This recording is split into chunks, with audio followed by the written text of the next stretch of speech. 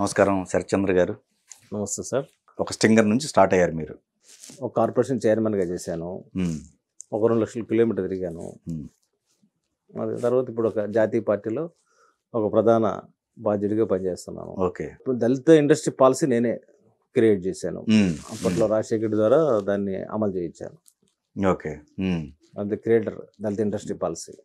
అంటే దళితులు అన్ని రంగాల్లో ముందుకెళ్ళాలి, ముఖ్యంగా సంపద సృష్టి వైపు వాడు ఉండాలి, పారిశ్రామిక రంగంలో వాళ్ళ భూమికి ఉండాలనేది నా ఆలోచన విధానం. దాని మేరకు కొంత రూపకల్పన చేశాను. నేను ఇప్పుడు రాష్ట్రం విడిపోయిన తర్వాత ఆంధ్రప్రదేశ్ బిల్డ్ అవ్వాలంటే ఖచ్చితంగా ఒక జాతీయ పార్టీలు ఉండాలనుకున్నాను. అందులో భాగంగా నరేంద్ర మోడీ గారి నాయకత్వాన్ని రెస్పెక్ట్ చేస్తూ పనిచేస్తున్నాను. బీజేపీలో స్టేట్ సెక్రటరీగా చేశాను. ఇప్పుడు స్పోక్స్ పర్సన్గా ఉన్నాను. అప్పటి నుంచి ఇప్పటి వరకు కూడా ఈ 10 ఏళ్ల పాటు కూడా ఏ పదవి మాకు ఇవ్వకపోయినా ఇంకా రాకపోయినా పార్టీకి నిబద్ధతను పనిచేస్తున్నాను. ఇప్పుడు కూడా నేను మేనిఫెస్టో కమిటీకి మెంబర్గా ఉన్నాను ఏపీలో. రాబోయే రోజులు ఎస్సీ, ఎస్టీ, బీసీ మైనార్టీలకు ముఖ్యంగా మద్యం నియంత్రణ ఎలా ఉండాలి అనే అంశాలపైన మేనిఫెస్టోలో నా అభిప్రాయాలని ఇవ్వబోతున్నాను కమిటీ ద్వారా ఇవ్వబోతున్నాను. సో మీరు లాస్ట్లో అన్నారు మద్యం నియంత్రణ అని. ఏపీలో సాధ్యపడే విషయమేనండి? ఏపీ అని కాదు, మొత్తం నేను మద్యం ఉద్యమం మీద పనిచేసిన వ్యక్తి. నెల్లూరు జిల్లాలో మద్యంతో చనిపోతున్న కుటుంబాలకి అండగా నిలబడి అంటే నెల్లూరు జిల్లాలో సాక్షరత ఉద్యమం తర్వాత పొదుపు ఉద్యమం మొదలైంది. పొదుపు ఉద్యమం సారా ఉద్యమంగా మొదలైంది. ఆ మొత్తం ఉద్యమం రిజిస్టర్ అయ్యే టైంలో నేను ఈనాడులో జర్నలిస్ట్గా ఉన్నాను. కాబట్టి అప్పుడు స్ఫులింగాల వెదజల్లి జైకేతనం అని చెప్పని ఈనాడు ఆర్టికల్ రాయడం జరిగింది. దోపుగుంట రోషం ఏదైతే అంటున్నారో అప్పుడు ఎరుకుల మహిళలు చేసిన పోరాటం అది వాస్తవానికి బ్రాందీ వ్యతిరేక ఉద్యమంగా నడిచింది. బ్రాందీ షాపుల్లో లేడీస్ని పెట్టి లాకప్లో పెట్టేసి, అంటే లోపల పెట్టేసి తలుపులేసిన పరిస్థితి. అలాంటి పరిస్థితుల్లో కూడా మహిళలు తెగించి పోరాటం చేసిన పరిస్థితి ఉంది. ఆ తర్వాత అప్పట్లో నాకు ఉంగరం ఉంటే 7 సార్లు ఉంగరం కుదవబెట్టి ఈ మద్యం సంబంధించి దానికి వ్యతిరేకంగా నేను సభలు పెట్టాను. ఓకే. దోపుగుంట రోషమ్మ గారిని పిలిచి, అప్పుడు ఆమె సినిమా ఆర్టిస్టు శారద గారిని పిలిచి సృజనా సమైక్య తరపున వాళ్ళందరికీ కూడా అభినందన సభ ఏర్పాటు చేశాను. ఓకే. ఓకే. ఆ విధంగా మద్యం అనేది ఎన్ని కుటుంబాలు చిత్రం చేసింది, ఏ విధంగా ఆ మద్యం ద్వారా బాధలు పడ్డారని నేను ప్రత్యక్షం చూసి నేను ఆర్టికల్ రాసిన వ్యక్తిగా ఓకే. మద్యం పైన నాకు ఒక కాన్సెప్ట్ ఉంది. ఓకే. ఎందుకంటే ఈరోజు ఆంధ్రప్రదేశ్లో మద్యం తాగడం ద్వారా మగాళ్ళ సంఖ్య పడిపోతుంది రోజు రోజుకి.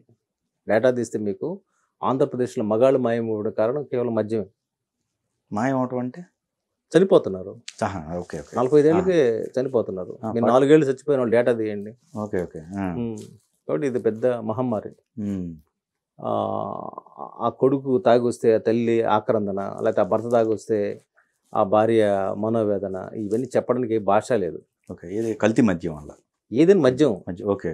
కల్తీ మద్యం కూడా అందులో అది కారణం అవుద్ది. తర్వాత బెల్ట్ షాపులు కూడా కారణం అవుద్ది. తర్వాత దొంగసారా కాస్తూ ఉంటారు. ఓకే. అంటే నాణ్యత లేని మద్యం వల్ల ఏమవుతుందంటే ఆయుష్ పడిపోతుంది కదా. రైట్. తర్వాత మనం ఒక పక్క ఆరోగ్యశ్రీ అంటూ ఒక పక్క ఇటాక మద్యం ఇస్తే అర్థం ఏంటి? చనిపోతున్నారు కదా.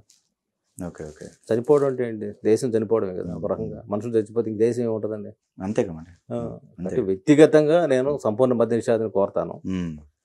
మద్య నిషేధం సంపూర్ణంగా సాధ్యం కాని పరిస్థితులు ఉంటే దాన్ని నియంత్రణ చేయడానికి మార్గాలన్నింటినీ అన్వేషించాల్సిన అవసరం ఉంది. రైట్. కానీ మీరు అసలు ఒకసారి గ్రామాల్లో చూస్తే 7 తర్వాత గ్రామాల్లో తాగి తూలుతూ ఉంటారు.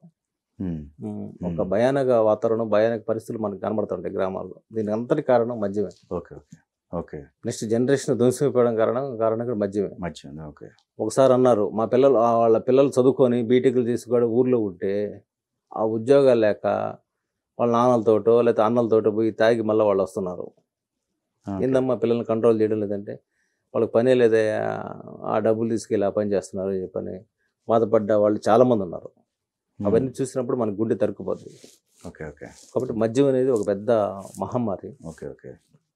దాన్ని అరికట్టడం చాలా అవసరం ఉంది. అందుకే మా పార్టీ అధ్యక్షురాలు కూడా దీని మీద డేటా తీసింది. యుద్ధ భూముల కంటే కూడా మద్యం తాగి చచ్చిపోయిన వాళ్ళ సంఖ్య ఆంధ్రప్రదేశ్లో ఎక్కువ ఉంది. ఓకే. ఓకే. ఒకవేళ యుద్ధ భూమిలో ఒక యుద్ధం జరిగితే 10,000 మంది చచ్చిపోతే మద్యం తాగి 1,00,000 మంది పోతున్నారు. అంటే యుద్ధ భూముల కంటే 10 రెట్లు ఎక్కువ మంది పోతున్నారు. ఓకే. ఇది ఎంత పెద్ద మారణం అది. అంటే ఇది చాలా బాధాకరమైన విషయం కదా. అందుకని మద్యం విషయంలో ఖచ్చితంగా సమాజం ఒక మహిళలకు సంబంధించిన విషయమే కాదు, Hmm. యావత్ సమాజం కూడా ఖచ్చితంగా మద్యం మహమ్మారిని మనం అరికట్టాల్సిన అవసరం ఉంది. ఈ విషయంలో రాష్ట్ర ప్రభుత్వాలు మరింత శ్రద్ధ వహించాల్సిన అవసరం ఉంది. దీన్ని ఒక ఆదాయ వనరుగా చూడకూడదు. ఓకే. మేము భారతీయ జనతా పార్టీ కార్యకర్తగా దీని ఆదాయ వనరుగా చూడడానికి మేము సిద్ధంగా లేము. ఇది రేపు మా పార్టీ మేనిఫెస్టోలో కూడా ప్రతిఫలిస్తుంది. సో బీజేపీ మరి ప్రత్యేక హోదా రకరకాలు ఉన్నాయి, ప్రామిస్ చేసినవి ఉన్నాయి, అవేమి ఇంప్లిమెంట్ చేయలేదుగా. మేము 14th ఫైనాన్స్ కమిషన్ తర్వాత 32% నుంచి 42% ఇన్కమ్ ఇవ్వాలి రాష్ట్రాలకి నిర్ణయం తీసుకుంది ప్రణాళిక సంఘం, అంటే ఇప్పుడు నీతి ఆయోగ్. అంటే భారతదేశంలో ఏ రాష్ట్రానికి ప్రత్యేక హోదా పేరు నిధులు ఇవ్వకూడదని ఒక నిర్ణయం తీసుకున్నారు, ఒక పాలసీ. అయితే అప్పటికే మేము ప్రత్యేక హోదా మీద కమిట్మెంట్ పార్లమెంట్ అప్పుడు చట్టం చేయలే కాంగ్రెస్ పార్టీ. వెంకయ్య నాయుడు గారు, అరుణ్ జైట్లీ గారు మాట్లాడారు కాబట్టి అది మాకు ఒక మోరల్ కమిట్మెంట్ కాబట్టి దాని విషయంలో ప్రత్యేక హోదాలు ఏమి ఇస్తామో వాటన్నిటిని మేము ప్యాకేజీ రూపంలో ఇస్తామని చంద్రబాబు నాయుడు గారు చెప్పాం. చెప్పిందా చంద్రబాబు నాయుడు గారు ఒప్పుకున్నారు. తెల్లారు 3 దాకా జరిగింది అరుణ్ జైట్లీ గారికి ఆయనకి మధ్య. చెప్పుకున్న తర్వాత అందులో ప్రధానంగా వచ్చేది ఏంటంటే ఈఏపీ నిధులు. ఈఏపీ నిధులు అంటే ఎక్స్ట్రా ఎయిడెడ్ ప్రాజెక్ట్ నిధులు. ఆ నిధులు ఎవరు ఇస్తారు? ప్రపంచ బ్యాంకు, రకరకాల ఆర్థిక సమస్యలు ఇస్తాయి. ఆ డబ్బులు కట్టే బాధ్యత మేము తీసుకుంటాం, కేంద్ర ప్రభుత్వం తీసుకుంటుంది. దానికి ఒప్పుకున్నాం ఆ రోజు. ఒప్పుకున్న తర్వాత అరుణ్ జైట్లీ గారు పిలిచి, ఇప్పుడు టీడీపీలో ఉండే కుటుంబరావు గారిని పిలిచి దీనికి ఒక అకౌంట్ ఓపెన్ చేయండి సపరేట్గా, లేకపోతే ఎఫ్ఆర్బి పరిమితి మించి మీరు అప్పులు తీసుకున్నట్టు అవుతుంది, మీకు ఇచ్చే డబ్బులు దీంట్లో పడితే, కాబట్టి ఎఫ్ఆర్బి పరిమితిలోకి రాకుండా ఉండాలంటే ఒక సపరేట్ అకౌంట్ పెట్టుకోమన్నారు. దాన్ని స్పెషల్ పర్పస్ వెహికల్ అనే పేరుతో ఒక అకౌంట్ ఓపెన్ చేయమన్నారు. ఈయన ఒప్పుకున్నాడు. ఒప్పుకొని ఇక్కడికి వచ్చిన తర్వాత యూటర్న్ చేసుకున్నారు. దానికి కారణం ఎవరు? చంద్రబాబు నాయుడు గారు. ఏంటి కారణం? జగన్మోహన్ రెడ్డికి ప్రత్యేక హోదా, నాకు 25 మంది ఎంపీలు ఇవ్వండి, నేను ప్రత్యేక హోదా తెస్తానంటున్నాడు. మరి ఇది జనాల్లోకి వెళ్ళిపోతే మరి మనకు ఓట్లు పడవని చెప్పి ఆయన ఏం చేశాడంటే ముందుగా 1.5 year ముందే మమ్మల్ని వదిలేసి వెళ్ళడానికి సిద్ధపడ్డాడు. అప్పటికిప్పుడు మాది అదే stand, no change. Jaganmohan Reddy garu ఏం చేశారు? 25 మంది ఎంపీలు ఇచ్చారు కదా ఆయనకి, ఆయన ప్రత్యేక హోదా ఇచ్చాడా? తేగలిగారా? అప్పుడు కూడా నరేంద్ర మోడీ గారు ఒకటే చెప్పాడు, ఇక్కడేం కాంప్రమైజ్ లేదు, ఒక డెసిషన్ తీసుకున్నాము అంతేనా, party stand, Indian government stand అని చెప్పేశారు. అప్పుడు ఏమన్నాడు జగన్మోహన్ రెడ్డి బయటకు వచ్చి, మోడీ గారికి బలం తగ్గితే విధిలేని స్థితిలో మనం అవసరం కోసం ప్రత్యేక హోదా ఇస్తాడు, మరి ఆయన తగ్గలేదు కాబట్టి నేను అడుగుతూనే ఉంటా అన్నాడు. జగన్మోహన్ రెడ్డి గారికి తెలియంది ఏంటంటే, వాళ్ళు తెలుసుగాడా తెలియకుండా నటిస్తున్నాడు. ఒక్క ఓటు తేడాతో మేము ప్రధానమంత్రి పదవి కోల్పోయాడు వాజ్పేయి గారు. ఇది చరిత్ర, బీజేపీ చరిత్ర. కాబట్టి మాకు సీట్లు తగ్గితే ప్రతిపక్షంలో కూర్చుంటాం, సో వాట్, అంతే తప్ప ఈయన కోరుకున్నట్టుగా మాకు సీట్లు తగ్గితే మేము వచ్చి ఇటు చేస్తాం అనుకోవాల్సిన అవసరం లేదు. కాబట్టి అది ప్రజల్ని ఎమోషన్ గురి చేసి ఓటు బ్యాంక్గా మార్చుకున్నాడు. ఆయన సీఎం అయ్యాడు. కాబట్టి మా స్టాండ్ ఏం మారదు, క్లియర్గా ఉన్నాం. సో ప్రధానంగా వైసీపీకి సంబంధించి చూసుకున్నట్టయితే ఎస్సీ ఎస్టీలే ప్రధానంగా బలం అని అంటాం. సో మీరు ఎస్సీ కార్పొరేషన్ చైర్మన్గా చేసి ఉన్నారు, మీకేమనిపిస్తుంది? జగన్మోహన్ రెడ్డి చేసినంత దారుణం, దుర్మార్గం ఎస్సీకి ఇంకొకరు చేయలే ఇప్పటిదాకా. ఆంధ్రప్రదేశ్ పుట్టినప్పటి నుంచి, అంటే ఉమ్మడి రాష్ట్రంలో కూడా, ఉదాహరణకి బట్టలు ఇప్పి డాక్టర్ సుధాకర్ని కొట్టారు. కొట్టి ఏం చెప్పారు ఆయన్ని? మద్యం దగ్గర రోడ్డు మీద పడ్డాడు. ఆయన తీసుకెళ్ళి పిచ్చోడని హాస్పిటల్ వేశారు. ఎక్కడ జరిగిందండి ఇండియాలో? ఒక డాక్టర్ని, క్వాలిఫైడ్ డాక్టర్ని, ఉద్యోగం చేసేవాడిని పిచ్చోడని మెంటల్ హాస్పిటల్ వేస్తారండి? What is indication? అసలు లోపల ఏం ట్రీట్మెంట్ ఇస్తారంటే ఎవడు తెలియదు. అంటే ఎస్సీలు అనేది లెక్కలేనితనమా? అంటే మాస్క్ అడిగినందుకు ఆయన పిచ్చోడని ముద్రేస్తారండి? సస్పెండ్ చేశారు. అంతటి చాలక ఆయన తాగిపోతున్న ప్రచారం చేసి కనీసం ఆయన ఇంటికి పోయి పరామర్శించారా? ఈ ముఖ్యమంత్రి కావచ్చు, హోంమంత్రి కావచ్చు, ఎవరైనా పరామర్శించారండి? ఏందంత దారుణం? మాస్క్ పెట్టుకోలేదని కిరణ్ని చంపేశారు పోలీసులు. ఆ కుటుంబాన్ని సీఎం పరామర్శించారా? పాలెంబర్లో చచ్చిపోయిన వాళ్ళ కోసం పోయాడు కదా, ఇక్కడ ఎందుకు పోలేదు? పోని తాజాగా సుబ్రహ్మణ్యం డ్రైవర్ని నేను కుట్టి చంపానని చెప్పని ఆడ అనంతరాం అంటే అతను పక్కన పెట్టుకుంటాడండి? ఛార్జ్ షీట్ ఇవ్వకుండా ఎందుకు దూరంగా పెట్టాడు చాలా కాలం? ఎట్ట బెయిల్ మీద బయట తిరుగుతున్నాడు? దళితులు అంటే లెక్కలేదా? కాబట్టి దళితులు ఏదో ఒక పని చేసి పోతారండి, కూలి పనో లేదా చదువుకుని చిన్న చిన్న ఉద్యోగాలు చేసుకుని బతుకుతారు. కానీ వాళ్ళకి బతకడం అనేది ఏదో ఒక పని చేసుకుని వాళ్ళు బతుకుతారు. కానీ అంతకంటే గొప్పది కదా ఆత్మగౌరవం. ఆత్మగౌరవమా, ప్రాణమా రెండిట్లో ఏది వదులుకోవాలంటే ప్రాణం వదులుకోమన్నాడు డాక్టర్ బాబాసాహెబ్ అంబేద్కర్. ఆత్మగౌరవం పోయిన తర్వాత మనిషి బతికినోడు చచ్చినా ఒకటి. తాజాగా కోడికత్తి సీన్ అనే పిల్లోడికి 5 సంవత్సరాలు జైల్లో ఉంటారండి. అసలు ఆ కేసుకి వేసే శిక్షే 2 ఏళ్ళు 3 ఏళ్ళు ఉంటుంది. 5 ఏళ్ళు జైలు ఎందుకున్నాడండి? వాళ్ళ అమ్మ పోయి ఢిల్లీలో ఆందోళన చేస్తాను, ఇక్కడ ధర్నా చేస్తాను, మొన్న వచ్చింది బెయిల్. ఏంటంటే దారుణం. ఆ సీఎం వచ్చి ఎందుకు అటెండ్ కాడండి దానికి? సాక్ష్యం ఇచ్చింది ఎప్పుడు బయటకు వచ్చాడు కదా ఆ పిల్లాడు. ఇట్లా చెప్పుకుంటూ పోతే అనేక సంఘటనలు ఉన్నాయి. వీటన్నిటికంటే కూడా మనుషుల్ని సజీవంగా చంపడంతో సమానం ఎస్సీలకు సంబంధించిన పథకాలు మొత్తం డైవర్ట్ చేయడం. ఎస్సీ కార్పొరేషన్ మాలా మాదిగ రిలీఫ్ పేరుతో డివిజన్ చేసిన తర్వాత ఎస్సీ కార్పొరేషన్ ₹1 డబ్బులు లేదు. వాళ్ళ తండ్రి గారు నేను జిల్లాకు 10 కోట్లు ఇచ్చాను, మరి ఇప్పుడు ఇస్తున్నారా? ₹1 ఎక్కువ ఆశించ ₹1 కానీ ఇస్తున్నారు. పథకాల రూపంలో వస్తున్నాయి కదండి, రకరకాల పథకాల రూపంలో ఏమి ఇస్తున్నారు? రావట్లేదా? అసలు ఎస్సీ కార్పొరేషన్ డివైడ్ చేసి మాలా మాదిగ రిలీఫ్ పేరుతో కార్పొరేషన్ డివైడ్ చేసి ₹1 డబ్బులు ఇవ్వలేదు కదా.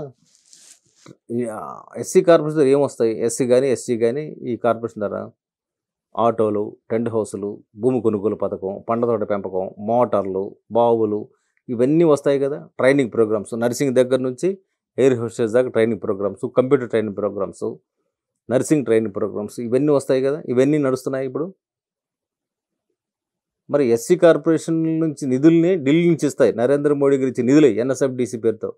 పారిశుద్ధ కార్మికులు ఉంటారు, పాకి పని చేస్తుంటారు కదా, వాళ్ళకి వచ్చే నిధులే ఎన్ఎస్కేఎఫ్డిసి అంటారు, సఫాయి కర్మచార పథకం కింద వచ్చే నిధులు.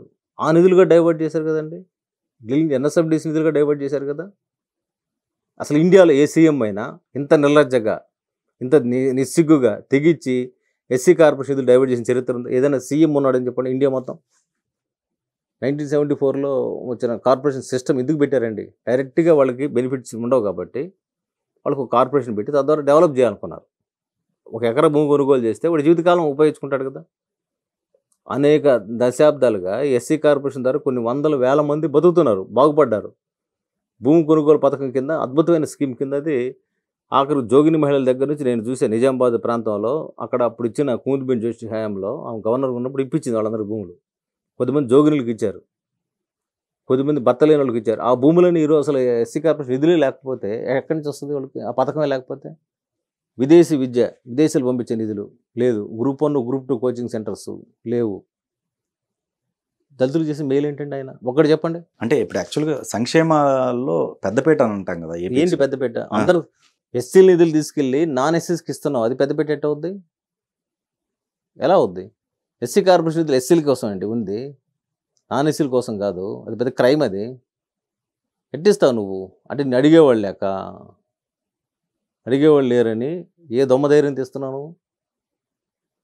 అసలు అక్కడ ఉండే ఎస్సీ ఎమ్మెల్యేలు కానీ ఎంపీలు కానీ వాళ్ళకి అసలు ఆత్మాభిమానం ఉందండి? ఇప్పుడు తాజాగా వాళ్ళు నియోజకవర్గాలు మారుస్తున్నాడు. ఎట్ట మారుస్తారండి నియోజకవర్గాలు? ఈయన పోతాడా పులివెందులు దాటి జమల్మాల్లో పోటీ చేస్తాడా? నీకు మాత్రం అక్కడ పేవు బంధం కావాలా? అక్కడ ఉండే ఆదిమూలం సురేష్కు, నాగార్జునకి లేదా ఇంకొకరికి అవసరం లేదండి. వాళ్ళు 5 ఏళ్ళు వాళ్ళ నియోజకవర్గంలో చేసిన పని మీదనే కదా వాళ్ళు ప్రమోషన్ అవుతారు. వాళ్ళకి సంబంధం లేకుండా ఇక్కడ పనికిరాని చెత్త ఇంకో దగ్గర బంగారం అయిపోద్దా? నువ్వు చెత్తని కదా ఇంకో దగ్గర పంపిస్తున్నావు. ఇక్కడ తడి చెత్త అక్కడ పొడి చెత్త వద్దా? ఏంది ఇది? ఏం లాజిక్?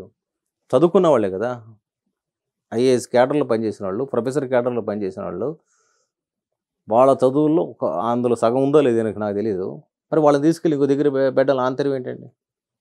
అంటే తప్పు మీరు చేసి వాళ్ళకి నెగిటివ్ ఉంది, నెగిటివ్ పబ్లిసిటీ ఉందని చెప్పి ఆ ప్యాకులు ఈ ప్యాకులు మొత్తం పథకాలు ఈయనే కదా. వాళ్ళు అసలు ఒక ఎమ్మెల్యే ఏం చేస్తాడండి? ఏం చేశాడు చెప్పండి? ఒక ఎమ్మెల్యే ఒక రోడ్డు వేసే పరిస్థితి ఉందా? ఒక ఎమ్మెల్యే ఒక రుణం ఇప్పించే పరిస్థితి ఉందా? ఈయన అనాలిసిస్ చేయండి. ఒక ఎమ్మెల్యే ఒకప్పుడు ఎమ్మెల్యే చెప్తే ఎస్సీ కార్పొరేషన్ లోన్లో, బ్యాంక్ లింకేజ్ లోన్లో వచ్చాయి, లేదా ఒక ఊర్లో రోడ్డు వచ్చేది, ఎవరికైనా వస్తే ఆదుకోవడానికి అవకాశం ఉండేది, ఎమ్మెల్యే గ్రాంట్స్ ఉండేవి. ఎమ్మెల్యే ఏం చేస్తాడు? ఏమీ లేదు. మొత్తం నువ్వు బటన్ నొక్కేసుకొని అన్ని పథకాలు డైరెక్ట్గా నువ్వు తాడేపల్లి నుంచి నువ్వు ట్యూన్ చేస్తూ వీళ్ళనైతే బలిపస్తు చేస్తావు అంటే ఓడిపోయినండి. ప్రజాస్వామ్యం మేము భారతీయ జనతా పార్టీ అనేక దశాబ్దాలు ఓడిపోతూ ఉంది. మేమేమో పార్టీ మూసేసామా? కాన్సెప్ట్ దేశం కోసం ధర్మం కోసం పనిచేయాలనుకుంటున్నా, పార్టీ నడుపుతాం. కాదండి, ఇప్పుడు డైరెక్ట్గా ఇంతకు ముందులాగా కాకుండా దళారీ వ్యవస్థ కాకుండా డైరెక్ట్గా ఖాతాలో పడుతున్నాయి అమౌంట్లు. మరి ఎమ్మెల్యేలు ఎందుకు మారుస్తున్నావు? ఎందుకు 45 మందిని ఎందుకు మార్చావు? ఖాతాలో పడుతున్నాయి కదా. ఓకే, మరి ఎందుకు మార్చావు? ఏ ప్రైజ్ డైరెక్ట్గా నువ్వు చెప్పే లబ్ధి పథకాలే కదా. ఎమ్మెల్యే చేతులు ఏముందని మారుస్తున్నావు? మొత్తం వాలంటీర్ల చేతులకు వెళ్ళిపోయింది కదా. నువ్వే అంటున్నావు కదా పరిపాలన దగ్గర తీసుకు. మరి ఎమ్మెల్యే పాత్ర ఏంటి? ఎందుకు మా వాళ్ళని ఆత్మగౌరవం దెబ్బతీస్తున్నావు? అంటే ఒక సామాజిక వర్గం మాత్రం వాళ్ళని ఏం కదిలించవు, మిథునరెడ్డిని కదిలించవు, లేకపోతే పెద్దిరెడ్డిని కదిలించవు, లేకపోతే నీతో బాగున్నాడని చెప్పి నీ బొత్సాన్ని కదిలించవు. ఇక్కడ ఉండి ఎస్సీ ఎమ్మెల్యేలు ఎస్సీ ఎంపీలు కదిలిస్తాడండి. అంటే ఈ కనెక్టివిటీ ఎక్కడ ఏంది? ఆయన తీసుకొచ్చిన పథకం కూడా చెప్పండి చూద్దాం మీరు. పథకాలు ఇప్పుడు మేజర్గా చూసుకుంటే నవరత్నాలు ఉన్నాయి కదండి. ఒక రత్నం రాలిపోయింది, మధ్య ఉంది, సంపూర్ణ మద్య నిషేధం చేసాడా? ఇంకేముంది చెప్పండి. విడతల వారీగా అన్నారు, అదే పోయింది కదా. ఇంకెక్కడ ఉంది రత్నం? రైతులకు సంబంధించి మేము ఇచ్చే డబ్బులు 6,000, ఈయన ఎక్కడ ఇస్తున్నాడు? 17,500 ఇవ్వాలి ఆయన. మొత్తం ఇదిగాక ఆయన కమిట్ అయింది, ఇస్తున్నాడా? ఆ రత్నం ఏమైంది? లేదు. అమ్మఒడి 2 కన్నాడు, ఒకరికి పరిమితం చేశాడు. అందులో కూడా మళ్ళీ 2,000 కోత. అమ్మఒడి పథకానికి ఇచ్చే డబ్బులు వెల్ఫేర్, సెంట్రల్ గవర్నమెంట్ నుంచి ఇచ్చే వెల్ఫేర్ స్కాలర్షిప్ ఫండ్స్నే మొత్తం దగ్గర పుల్అప్ చేసి ఎస్సీ కార్పొరేషన్ నిధులుగా డైవర్ట్ చేసి ఎస్సీల నిధులు నాన్ ఎస్సీలకు ఇస్తున్నాడు ఆయన. అది మహానుభావుడు.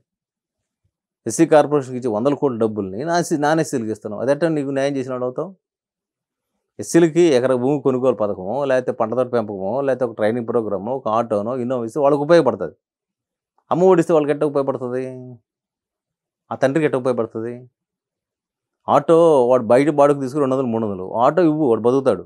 ఇన్నోవా కారు ఇవ్వు, బతుకుతాడు. ఎక్కడ మేలు చేసినావు నువ్వు?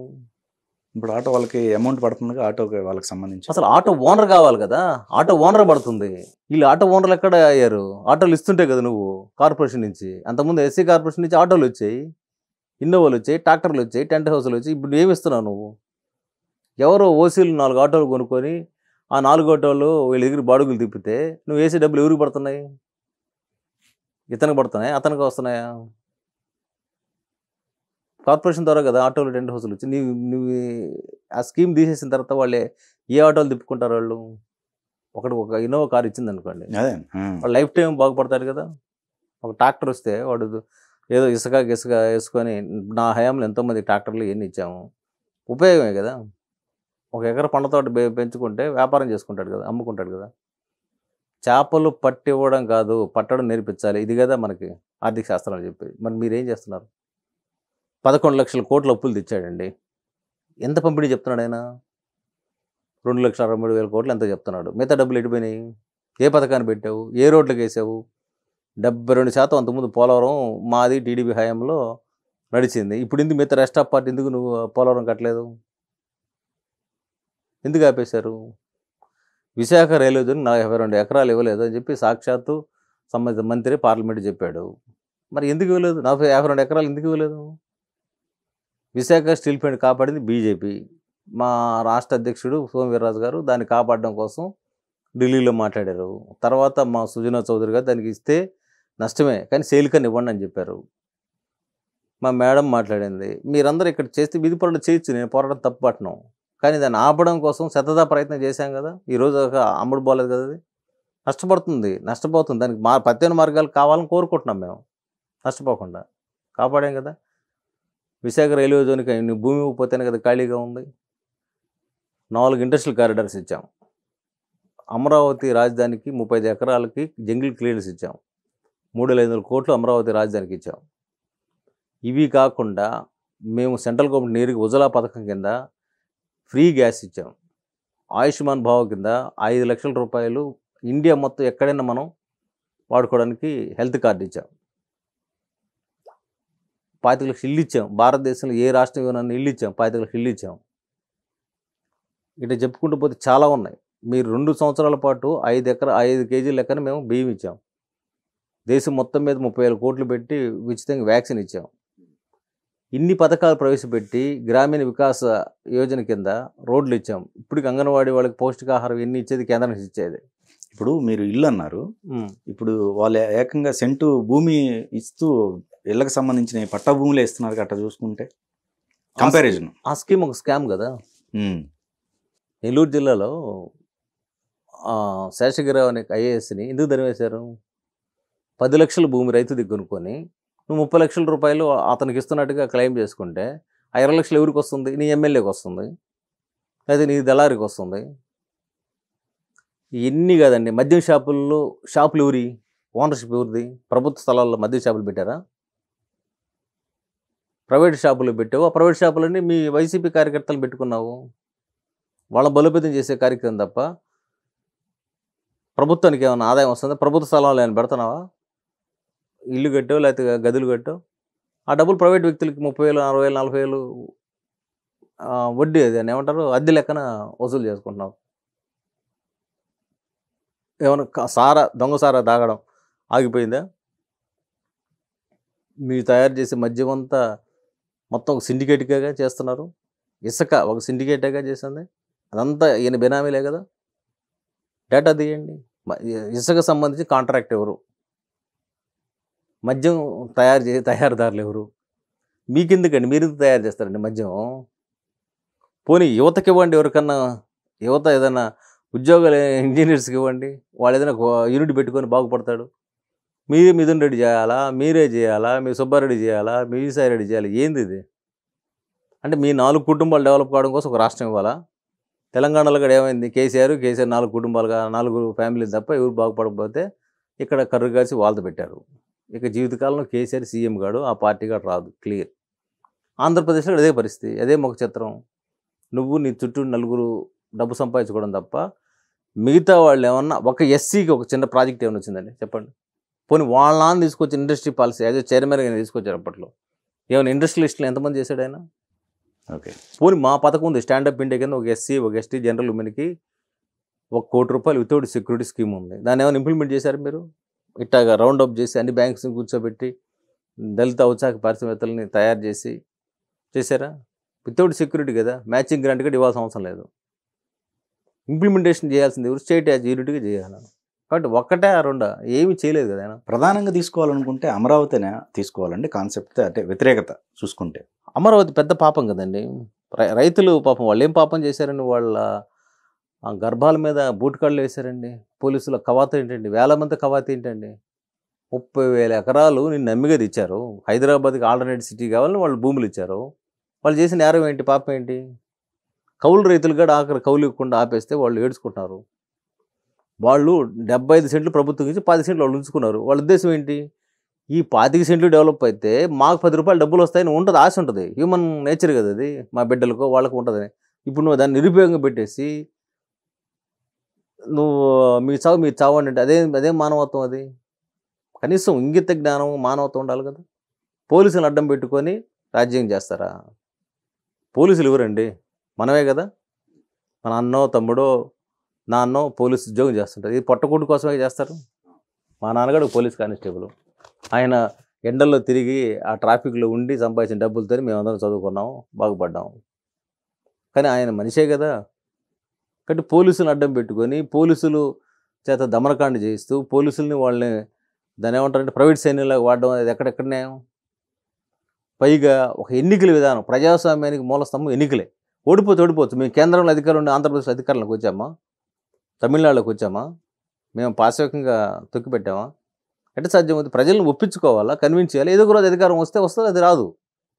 కానీ జగన్మోహన్ గారు ఏం చేస్తున్నారు? ఎట్లాంటి పరిస్థితులు గెలవాలని చెప్పి దొంగ ఓట్లు వేసుకొని అధికారులు సస్పెండ్ అయ్యారు కదా. కలెక్టర్ల దగ్గర నుంచి ఉరవకొండలో అధికారులు యంత్రాంగం మొత్తం ఇప్పుడు అసలు మొత్తం ఒక 200-300 మంది సస్పెండ్ అయ్యే వాతావరణం క్రియేట్ చేశారు. అదేమంటే 30 ఏళ్ళు నేనే సీఎం ఉంటాను, మీరేమీ ఆందోళన పడాల్సిన అవసరం లేదు, మిమ్మల్ని కాపాడుకుంది నేనే అంటాడు. ఒక ముఖ్యమంత్రి అధికారుల్ని ఆ స్థాయిలో వాడుకోవచ్చా? చీఫ్ సెక్రటరీ ఏం చేస్తుంటారు? డీజీపీ గారు ఏం చేస్తుంటారు? లా అండ్ ఆర్డర్ ఫెయిల్ అయితే రెస్పాన్స్ ఉండదా? పోనీ ఇటు వద్దాం. ప్రతిపక్ష నాయకుడు చంద్రబాబు నాయుడు ఉన్నాడు. నీకు చంద్రబాబు మీద కోపము రికార్డెడ్గా ఎందుకు ఇచ్చావు నువ్వు? అలా ఆయన బయట మీద వచ్చేలా చేసావు కదా. సాక్ష్యాలు ఉంటే ప్రవేశపెట్టు, 100 ఏళ్ళు జైలు శిక్ష మాకు అభ్యంతరం లేదు. తద్వారా ఏంటి? నువ్వు అంత అరాచక ధోరణిలో పోతే రేపొద్దున వాళ్ళు కూడా ఇదే డ్రామా ఆడతారు.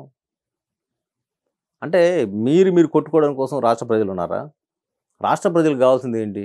ఇండస్ట్రియలైజేషన్ కావాలా, 10 మందికి ఉద్యోగాలు. ఈరోజు ఉద్యోగాలు లేక హైదరాబాద్కో తమిళనాడుకో బెంగళూరు పోయే పరిస్థితి ఆంధ్రప్రదేశ్ యువతున్నారు తప్ప ఎక్కడన్నా ఆంధ్రప్రదేశ్లో ఒక్క పరిశ్రమ వీళ్ళు ఈయన వచ్చిన తర్వాత పెట్టారంటే పాత అప్పట్లో మేము పెట్టిన కియాను ఈ పరిశ్రమలు తప్ప ఈ జగన్మోహన్ రెడ్డి గారు వచ్చిన తర్వాత 5 ఏళ్లలో ఒక్క పరిశ్రమ పెట్టాడు. ఆఖరికి ఉన్న పరిశ్రమ అమరరాజా ఫ్యాక్టరీ కూడా తరలించిపోయి ఇక్కడ తెలంగాణలోకి వచ్చి 9,000 కోట్ల వాళ్ళు పెట్టుబడి పెట్టారంటే దానికి కారణం ఎవరు? మీరు కదా. అడ్మినిస్ట్రేషన్ అంటే ఏంటండి? డబ్బు సంపాదించి డబ్బు ఖర్చు పెట్టాలా?